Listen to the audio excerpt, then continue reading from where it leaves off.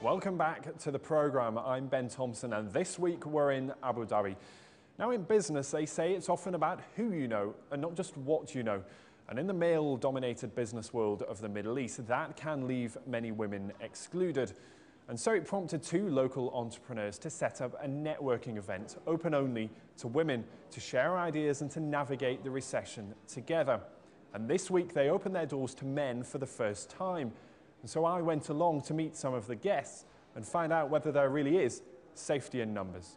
When I set up my own business, I had a friend who set up her business at the same time, and we were fortunate because we had each other to talk to swap the information and the advice together with each other. But then we started to be approached by other women who maybe didn't know other women at that time who were doing a similar thing. So there was information needs out there and support needs. Now, Zahar, you run a business here yourself. Now, we do hear a lot about what business is doing. I mean, not necessarily just in Dubai, but in UAE as a whole. And it's very hard for you to know exactly what's happening. So is it just reassurance for you to know that other people are facing the same sort of problems, same sort of challenges that you are in your day-to-day life? Yes, I mean, I started my company, Blossom Education, in April of '09. I met all these women who were doing the same thing as me. I mean, perhaps they weren't in my industry.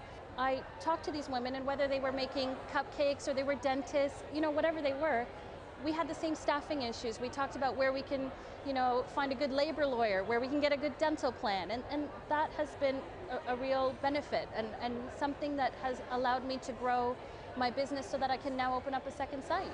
Now, I suppose you could say that business in the Middle East here is very dominated by men. So the creation of this event for you was all about getting women together to know what was happening with business.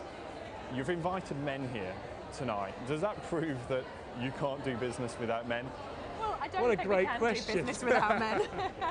We're not men haters. We do obviously, you know, really respect all the men that are either, you know, working for companies or are entrepreneurs themselves. But we've been approached actually by a lot of men asking if they could join. We want to be able to show the women that, you know, you can network very comfortably with men, and that this is our first step in sort of showing them how to do that and really facilitating it. So we still are predominantly a network for female entrepreneurs. That will remain our key focus. Jeff, it's your first time, as we said then, here tonight. What are you hoping to get out of tonight? These are the summer months in the UAE where a lot of families have been separated, where wives and children go to the respective countries and the husbands are left here in the UAE to continue working.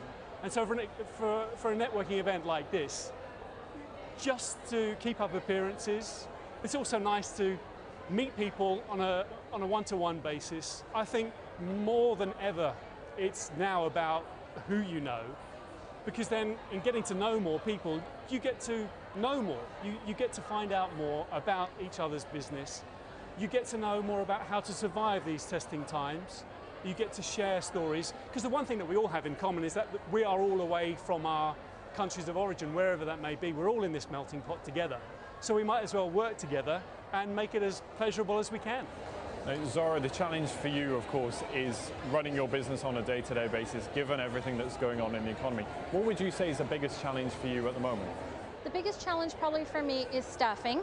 One of the key things with Dubai is the labor laws tend to be very iffy. And so what happens is you get a lot of people who come over here and think, I'm going to come over to Dubai as a holiday. Let me have a short stint. And so there's not still this idea that people will think of this as home. If you really want to take your company to the next level, you need quality people here for the long term. And so what we're really facing now as we grow is trying to say who's important in our team. How can we motivate them to think of Dubai as a home, as a place not just for a one-year stint after college or, you know, short break, but really to think of it as a positive career move. And I think that is something that we're working on different ideas, but that is definitely my biggest challenge. Some of Dubai's small business owners speaking to me earlier.